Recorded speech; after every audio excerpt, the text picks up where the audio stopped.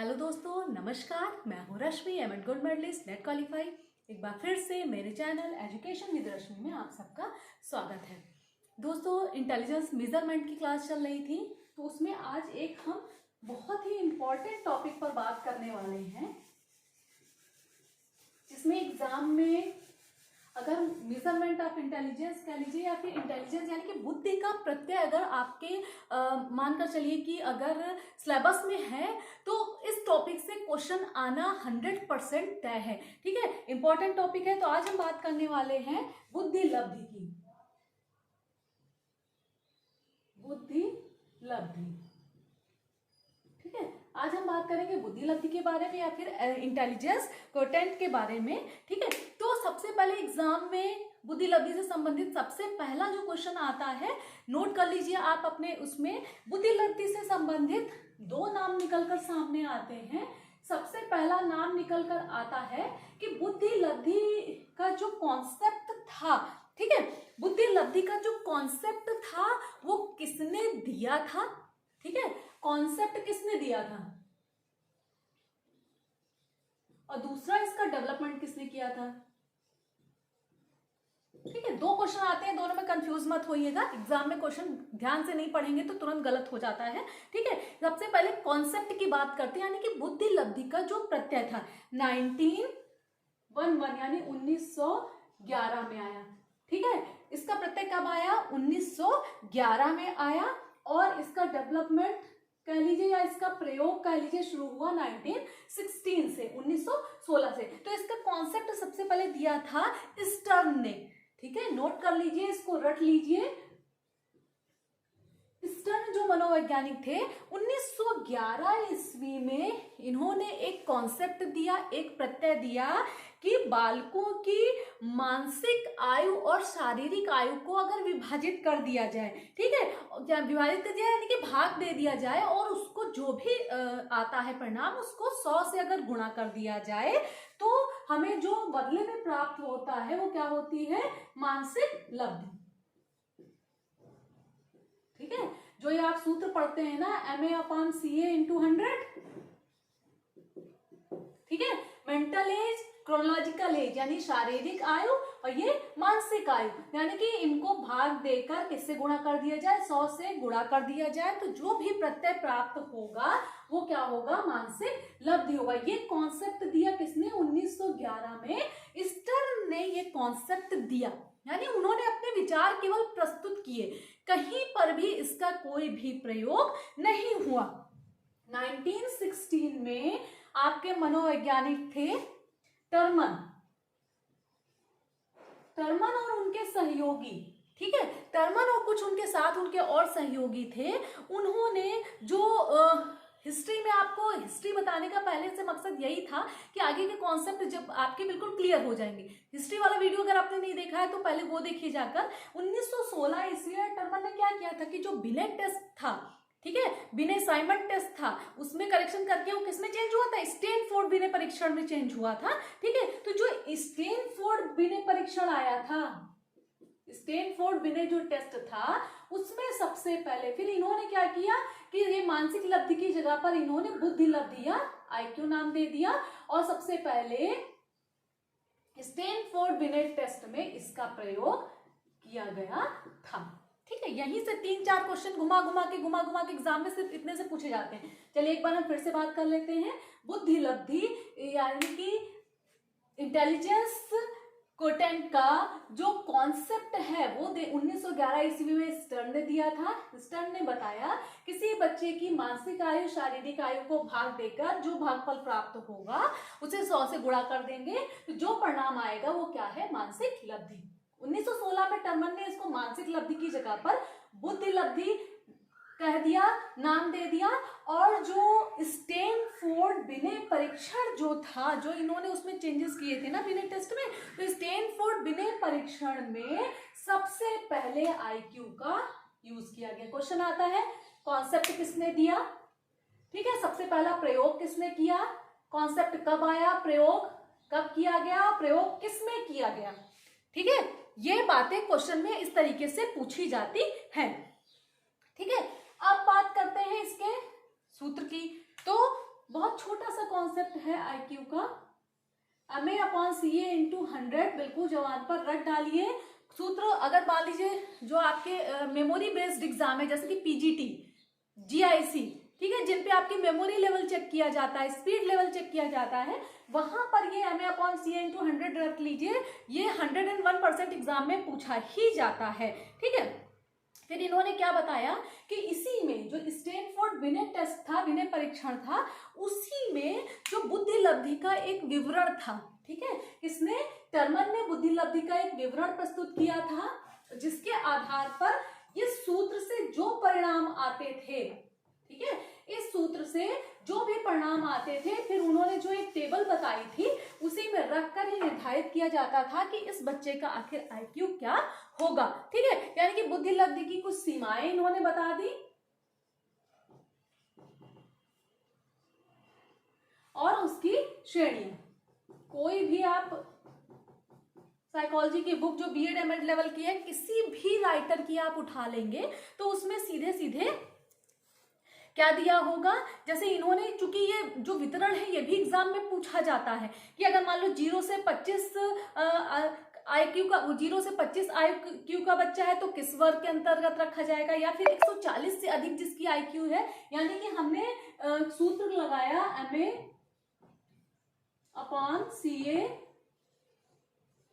× 100, जो भी निकला फिर हमने क्या किया, 140 से अधिक, ठीक है, 140 से अधिक है तो प्रतिभाशाली है, 140 से अधिक है तो प्रतिभाशाली है, 120 से 140, 110 से 120,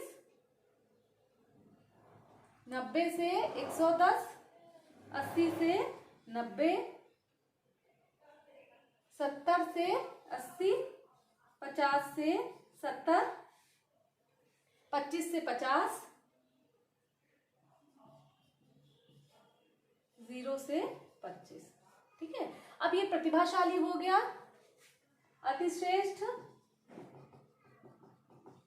श्रेष्ठ, सामान्य, मंद, क्षीण, मूढ़, हीन, जड़।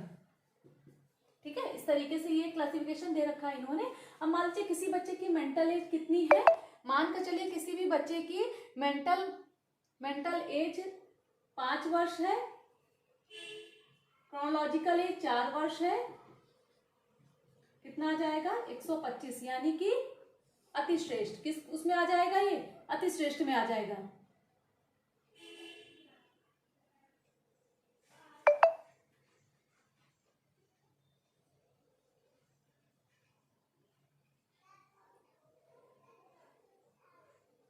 ठीक है, तो ये किस ग्रुप में आ जाएगा, 125 अगर इसका IQ लेवल है तो किस में आ जाएगा, अतिश्रेष्ठ में आ जाएगा। इस तरीके से इसका, और ये जो IQ पता करना है, सबसे पहले तो ये आपको बिल्कुल रट लेना है, क्योंकि इससे संबंधित भी क्वेश्चन आते हैं कि 0 से 25 IQ है तो बच्चा किस वर्ग के अंतर्गत आएगा। ठीक है, इसके लिए एक ट्रिक है, मान लीजिए कि जनरल आप 90 से 110 तक जनरल याद कर लीजिए, श्रेष्ठ, अतिश्रेष्ठ, प्रतिभाशाली, ये भी आप याद कर लेंगे आराम से,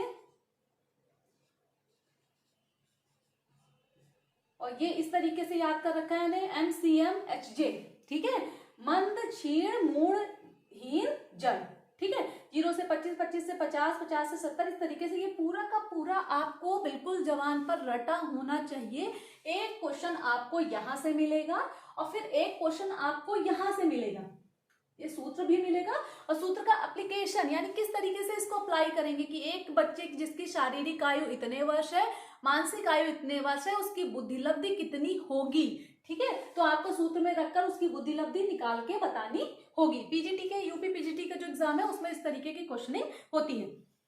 अब हम बात करते हैं कि जो बुद्धि लब्धि है, इसका जो कॉन्सेप्ट था एकदम से बहुत फेमस हो गया, यानी कि जैसे ही कॉन्सेप्ट सामने आया उसको लोगों ने स्वीकार किया और बढ़ चढ़ कर स्वीकार किया। क्यों? क्योंकि इसमें कोई भी अगर बच्चे की अभी तक की परीक्षण जो नाप रहा था वो बुद्धि थी।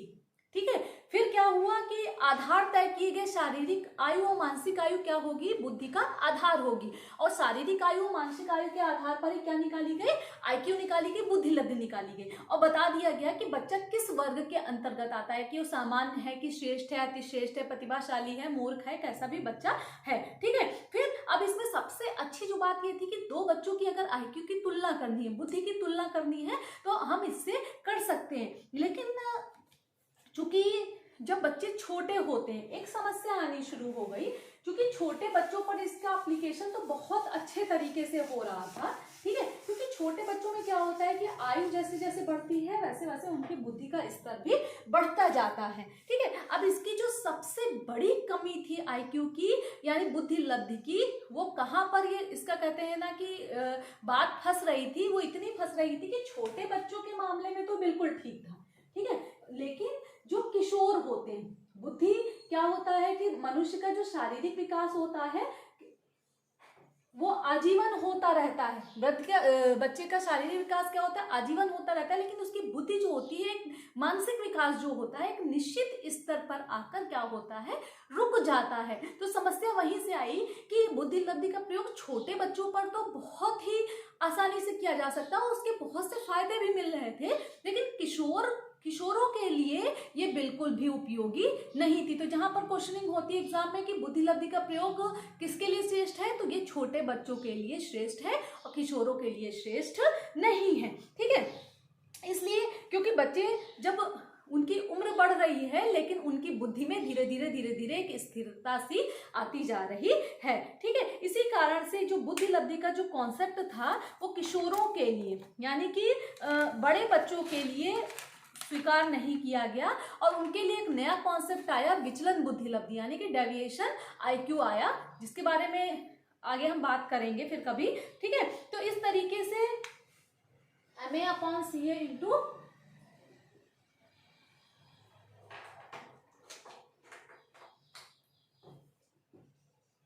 MA/CA into 100। ठीक है, अगर एग्जाम्पल के तौर पर हम समझे, मान लीजिए किसी भी बच्चे की शारीरिक आयु मेंटल एज यानी कि मानसिक आयु कितनी है, 4 वर्ष है और शारीरिक आयु कितनी है, 5 वर्ष है। ठीक है, तो उसका IQ कितना आएगा, 80। ठीक है, 80 आएगा। और वो अगर मान लीजिए तालिका की बात करें तो किस वर्ग में रखा जाएगा, 70 से 80। ठीक है, यानी कि क्षीण बुद्धि। और यही बात अगर मान लीजिए 1 साल का अंतर जो इसमें आ रहा है मेंटल एज और क्रोनोलॉजिकल एज में, यही हम वयस्कों पर अगर बात करें एग्जाम्पल के तौर पर, यहाँ पर 14 ईयर कर दे, ये 15 ईयर कर दे, 1 साल का अंतर इसमें, 1 साल का अंतर इसमें है, तो इनकी IQ कितनी आएगी, लगभग 93। यानी कि इनमें जो ये अंतर आ रहा है, जबकि 1 वर्ष का अंतर इनमें आ रहा था, 1 वर्ष का अंतर इनमें भी है, लेकिन दोनों की बुद्धि लब्धि में अंतर आया। ये जो अंतर आ रहा था यही बुद्धि लब्धि का सबसे बड़ा दोष था, इसीलिए छोटे बच्चों पर तो ये इस्तेमाल की गई, वयस्कों के लिए दूसरा कॉन्सेप्ट आ गया, विचलन बुद्धि लब्धि। ठीक है, इस तरीके से उम्मीद करते हैं कि आपको समझ में आ गया होगा कि बुद्धि लब्धि। अच्छा, बुद्धि लब्धि का एक क्वेश्चन और पूछा जाता है। ठीक है, सीधा सीधा पूछ लिया गया कि किसी भी बच्चे की शारीरिक आयु और मानसिक आयु का जो भागफल को 100 से अगर गुणा कर दिया जाए तो परिणाम के रूप में क्या प्राप्त होता है, तो परिणाम में जो भी प्राप्त होता है वो क्या होती है, उस बच्चे की बुद्धि लब्धि होती है। ठीक है, उम्मीद है कि छोटा सा टॉपिक था, इंपॉर्टेंट टॉपिक था, 4 से 5 क्वेश्चन निकल कर सामने आए। बुद्धि लब्धि का कॉन्सेप्ट किसने दिया, स्टर्न ने दिया था 1911 ईस्वी में, लेकिन इसको डेवलप किया यानी कि इसका पहला यूज जो किया था वो किसने किया था, टर्मर ने किया था, वो भी स्टैनफोर्ड विनय परीक्षण में 1916 ईस्वी में। ठीक है, फिर इसका जो मेन कॉन्सेप्ट था MA/CA इंटू 100 रट लीजिए बिल्कुल, इनका एग्जाम्पल मतलब कैसे इसको अप्लीकेशन करना है सूत्र के अंतर्गत, और जो इनकी जो पूरी टेबल वो पूछी जाती है, 5 से 6 क्वेश्चन इंपॉर्टेंट है, बिल्कुल 1 दिन में तैयार होने वाला टॉपिक है, लेकिन क्वेश्चन बिल्कुल 100% सही होने की उम्मीद इसमें की जा सकती है, गारंटी इसकी ली जा सकती है। तो उम्मीद है कि आपको आज का टॉपिक समझ में आया होगा और पसंद आया होगा। पसंद आया तो वीडियो को लाइक जरूर करिए, शेयर जरूर करिए, चैनल को सब्सक्राइब करिए। और अगर आपने चैनल को सब्सक्राइब कर लिया है तो प्लीज बेल आइकन जरूर दबाइए ताकि नोटिफिकेशन समय से आप तक पहुंच जाए। और इसी तरीके से तैयारी करते रहिए। एक दिन सफलता देर सबेर ही सही, लेकिन सफलता आपको जरूर मिलेगी। आज के लिए बस इतना ही। धन्यवाद।